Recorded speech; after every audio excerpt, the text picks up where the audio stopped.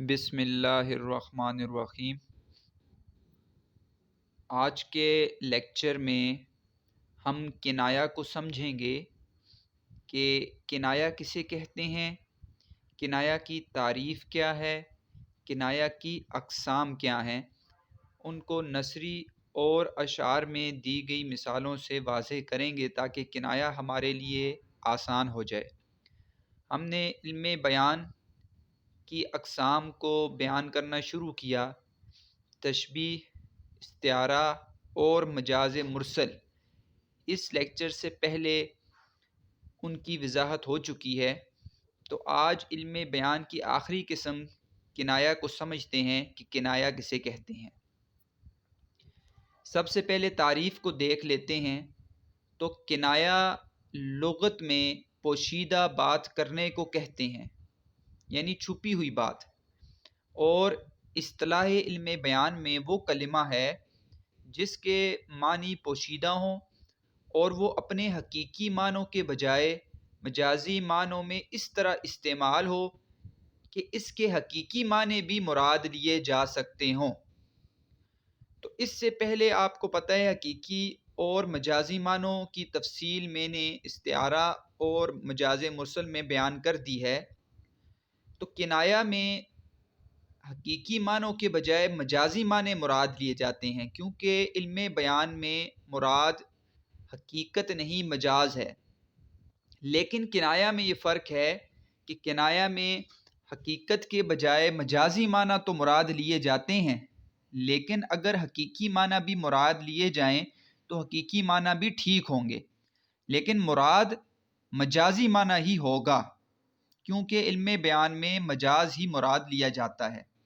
یعنی بولنے والا ایک لفظ بول کر اس کے مجازی معنوں کی طرف اشارہ کر دے گا، لیکن اس کے حقیقی معنی بھی مراد لینا غلط نہ ہوگا، لیکن علم بیان میں اس میں مجاز ہی معنی مراد لیا جائے گا۔ مثال سے سمجھتے ہیں، آگے اس کی مزید مثالیں دیں گے نثر اور اشعار میں سے، لیکن یہاں پر ایک مثال سے پہلے سمجھتے ہیں کہ مثلا بال سفید ہو گئے لیکن عادتیں نہ بدلیں۔ تو دیکھیں، بال سفید ہو گئے لیکن عادتیں نہ بدلی میں یہاں پر مجازی معنوں میں بال سفید ہونے سے مراد بڑھاپا ہے، تو یہاں پر مراد بڑھاپا ہی لیا گیا ہے۔ لیکن اگر حقیقی معنوں میں دیکھیں تو بال تو ویسے بھی سفید ہوتے ہیں، تو بال سفید ہونا بھی ٹھیک ہے، لیکن یہاں پر مجازی معنی ہی مراد لیا گیا ہے کہ یہاں سے مراد بڑھاپا ہے۔ تو بال سفید ہونے سے آپ بڑھاپا ہی مراد لے رہے ہیں مجازی معنی، لیکن بال سفید ہونا حقیقت ہے تو وہ بھی مراد لیے جائیں تو معنی غلط نہ ہوگا۔ کنایا کی اقسام دیکھتے ہیں۔ کنایا کی جو اقسام ہیں وہ 6 خاص طور پر ذکر کی جاتی ہیں۔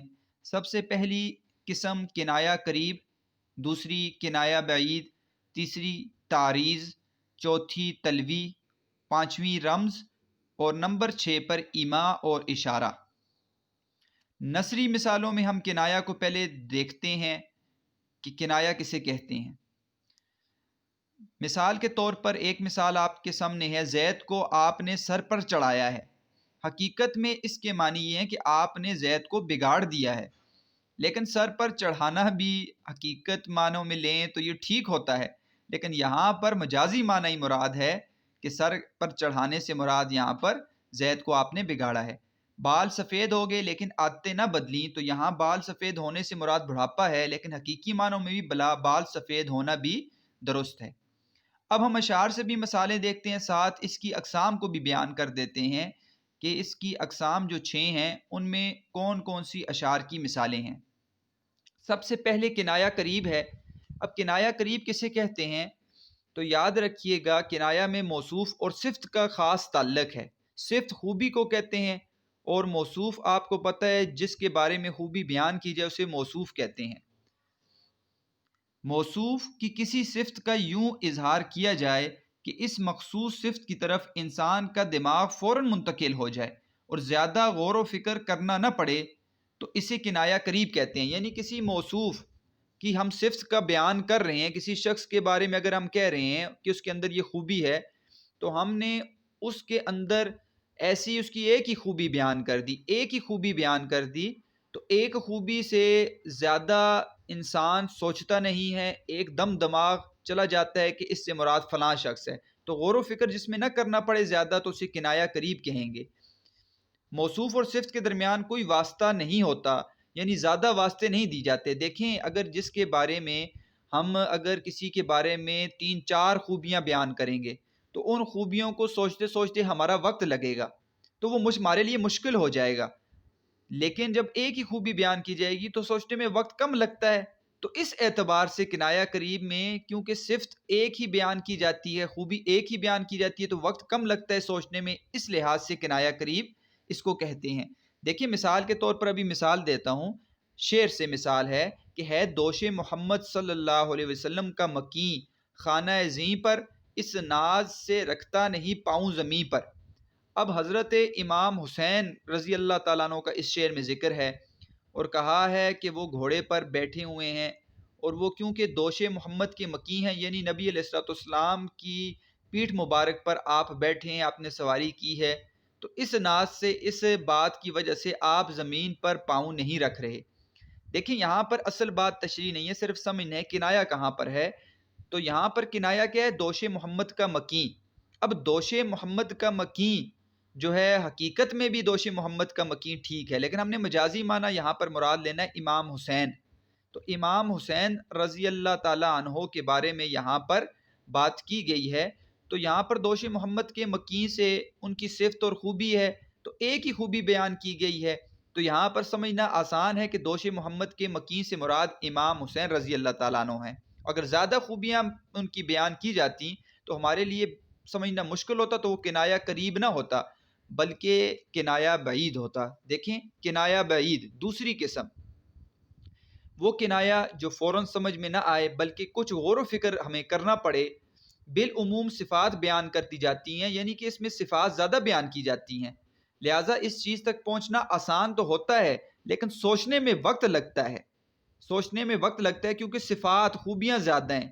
میں اگر کہتا ہوں کہ زید جو ہے وہ حسین ہے تو ایک خوبی ہے، اس کو سمجھنے میں آسانی ہوتی ہے تو کنایہ قریب ہے، لیکن میں کہوں زید حسین بھی ہے اور زید جو ہے ذہین بھی ہے اور زید جو ہے وہ خوبصورت، زید خوبصورت، حسین، اچھا، ساری خوبیاں ہم بیان کر دیں تو وہ خوبیوں کو سوچنا پڑے گا، وقت لگے گا، تو وہ کنایہ بعید ہوگا۔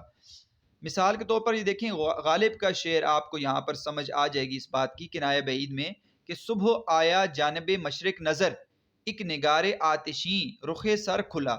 اب اس شعر میں جو ذکر ہے وہ سورج کا ذکر ہے کہ صبح آیا جانب مشرق نظر، ایک نگار آتشیں رخ سر کھلا، لیکن دیکھیں اس میں صفات اس کی بہت زیادہ موجود ہیں سورج کی۔ پہلی صفت کیا ہے؟ صبح کو جانب مشرق نظر آنا، اوپر والے مصرے میں ایک بات، دوسرا نگار یعنی محبوب کی طرح خوبصورت ہونا، دو باتیں، تیسرا آتشیں رخ یعنی چہرے کا سرخ ہونا، تین باتیں، اور گرم ہونا، اور سر کھلا یعنی سر جیسا گول اور کھلا ہونا۔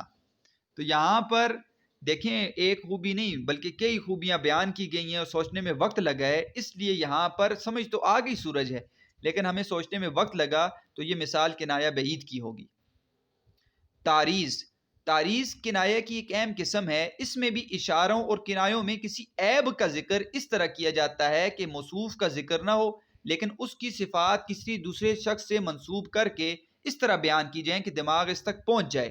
کنایہ تعریض میں ذکر کسی اور کا ہوتا ہے، عام طور پر طنز کے لیے یہ استعمال ہوتا ہے، یہ آسان ہے، دیکھیں تعریض میں انسان کسی پر طنز جیسے کرتا ہے تو سمجھ آ جاتی ہے، تو یہاں پر عیب کا ذکر ہوتا ہے، جیسے اس شعر میں دیکھیں بدنام بھی جھوٹے بھی ہمی ہیں بے شک، ہم ستم کرتے ہیں آپ کرم کرتے ہیں۔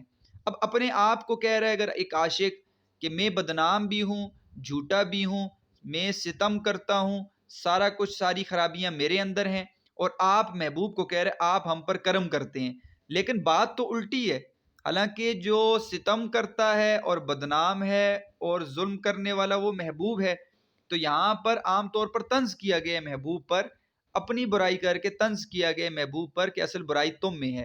تو یہاں پر کیا ہوا ہے کہ موصوف کا ذکر نہ ہو لیکن اس کی صفات کسی دوسرے شخص سے منسوب کر کے اس کو بیان کیا گیا ہے کہ دماغ اس تک پہنچ گیا ہے اور عیب کا ذکر کیا گیا ہے۔ تلویح، تلویح کے جو لفظی معنی ہیں وہ دور سے اشارہ کرنے کے ہیں، جس کنایا میں صرف سے موصوف تک پہنچنے میں متعدد واسطوں سے گزرنا پڑے تو اس کنایا کو تلویح کہتے ہیں۔ تو اس میں ذرا سا مشکل ہوتی ہے تلویح میں، جیسے کنایا بعید میں ہوتی ہے۔ تو یہ مشہور شعر ہے، یہ عام طور پر بھی بچوں کو یاد ہوتا ہے، لیکن اس کا میں نے مفہوم بھی لکھا ہوا ہے کہ اس کا پورا مفہوم نیچے مراد ہے، ذرا سا اس میں سوچ جو ہے وہ فکر کرنی پڑتی ہے، سوچنا پڑتا ہے کہ اس سے کیا مراد ہے۔ یعنی مغز کو باغ میں آنے نہ دیجیو، نہ حق خون پروانے کا ہوگا۔ تو اس شعر میں شر سے بچنے کا حکیمانہ طریقہ بتایا گیا ہے۔ اصل اس کی تشریح کرنے کا مقصد یہ کہ آپ کو شعر سمجھ آ جائے اور یہاں پر پتہ چل جائے کہ کیسی چھپی ہوئی بات ہے۔ اس شعر میں شر سے بچنے کا حکیمانہ طریقہ بتایا گیا ہے کہ اگر آپ کسی برائی کو روکنا چاہتے ہیں تو برائی میں مبتلا ہونے اور اس کے مہلک خطرناک اثرات ظاہر ہونے کے بعد آہوں فغاں یعنی کہ شور شرابہ کرنے سے، رونے سے بہتر ہے کہ اس کی پہلی پیش بندی کر لی جائے، یعنی اس کو پہلے ہی اس کے بارے میں آپ سوچ لیں اور اس کو روکنے کا طریقہ اختیار کریں۔ جیسے کہ انگریزی کا محاورہ مشہور ہے کہ prevention is better than cure, یعنی پرہیز علاج سے بہتر ہے۔ تو پرہیز کر لینا زیادہ بہتر ہے، بعد میں بیمار ہو کے علاج کرانے سے زیادہ بہتر ہے کہ آپ پرہیز کر لیں۔ تو شاعر نے یہاں پر ایک مشورہ دیا ہے کہ اگر آپ نے پروانے کی جان بچانی ہے تو کیا کریں، اس کے قتل ناحق کے الزام سے بچنا چاہتے ہیں تو شہد کی مکھی کو باغ میں گھسنے ہی نہ دیں۔ کیوں؟ جب شہد کی مکھی باغ میں گھسے گی تو وہ پھلوں، پھولوں، کلیوں اور پتوں کا رس چوسے گی اور واپس اپنے چھتے پر آ کر اسے اگل دے گی۔ اب اسے اگلے گی تو اس سے شہد بھی بنے گا اور موم بھی بنے گا۔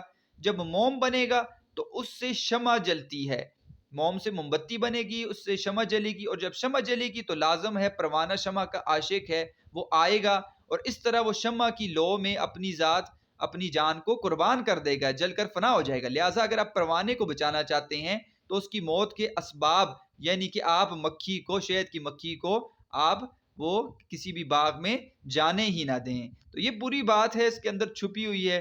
تو یہ ذرا سا اس میں متعدد واسطوں سے ہمیں گزرنا پڑا تو اس کو ہم تلویح کہیں گے۔ رمز، رمز کو اشارہ بھی کہتے ہیں، رمز کے معنی اشارہ کرنے کے ہیں۔ اگر کنایا میں واسطے تو زیادہ نہ ہوں لیکن اس میں پوشیدگی ہو تو اسے رمز کہتے ہیں۔ تو آسان ہوتا ہے، کچھ کرو فکر اس دیوانے کی، دھوم ہے پھر بہار آنے کی۔ تو آسان شعر ہے، دیکھیں بہار کی آمد یہاں پر کنایا ہے، کیوں؟ جنون کی زیادتی مراد ہے، ٹھیک ہے۔ دھوم ہے پھر بہار آنے کی تو یہاں پر جنون آ جائے گا، کیوں؟ جب کچھ لوگ جو ہیں وہ بہار کی وجہ سے ان کے جنون میں اضافہ ہو جاتا ہے، کیونکہ بہار میں جو ہے وہ عشق جو ہے وہ عشق کا موسم ہے، اور عشق کے موسم میں اس کا محبوب اگر اس سے دور ہوگا تو اس کو اس کی یاد تڑپائے گی، تو جنون میں اضافہ ہوگا۔ تو یہی کہہ رہے ہیں کہ کچھ کرو فکر اس دیوانے کی، یہ دیوانہ ہوں دھوم ہے پھر بہار آنے کی۔ تو بہار آئے گی تو یہاں مراد ہے کہ بہار آئی تو اس سے جنون میں زیادتی ہوگی۔ تو آسانی سے اس بات کی سمجھ آ گئی ہے۔ تو کنایا میں واسطے تو زیادہ نہ ہو لیکن اس میں تھوڑی بہت پوشیدگی ہو تو اس کو رمز کہتے ہیں۔ ایما، ایما کے لفظی معنی بھی اشارہ کرنے کے ہیں۔ یہ وہ اشارہ ہے جس میں نہ تو واسطے زیادہ ہوں اور نہ اس میں پوشیدگی ہو، بلکہ آسانی سے بات سمجھ آ جائے۔ جیسے ہم نے نثر میں پڑھا ہے کہ سفید ریش سے مراد بوڑھا آدمی ہے، تو یہ کنایا قریب ہی کی دوسرا نام ہے، لیکن تھوڑا بہت اس میں فرق ہوتا ہے۔ کنایا قریب کو بھی ہم ایما کہہ سکتے ہیں۔ شعر میں دیکھیں، ایک تیرا ہجر، جدائی، ہجر کہتے ہیں جدائی کو۔ ایک تیرا ہجر جو بالوں میں سفیدی لایا، ایک تیرا عشق جو سینے میں جواں رہتا ہے۔ تو بالوں میں سفیدی لایا تو آسان بات ہے، یہاں سے مراد بڑھاپا بھی ہے، لیکن بالوں میں سفیدی لانا یہاں پر مراد غم بھی ہے۔ تو دونوں باتیں ٹھیک ہے۔ تو کنایتاً یہاں پر بالوں میں سفیدی لایا، غم لایا یا بڑھاپا لے آیا، تو آسانی سے بات سمجھ آ جاتی ہے۔ تو اسے کہتے ہیں ایما۔ مجھے امید ہے کہ آپ کو اس پورے لیکچر میں کنایا، کنایا کی تعریف، اس کی اقسام، اس کی نثری اور اشعار سے دی گئی مثالیں آسانی سے سمجھ آ گئی ہوں گی۔ ہم نے علم بیان کی چار اقسام کو بیان کر دیا۔ انشاءاللہ تعالی اگلے لیکچرز میں فرسٹ ایئر اردو اور سیکنڈ ایئر اردو کی گرامر کو مکمل کرنے کی کوشش کروں گا۔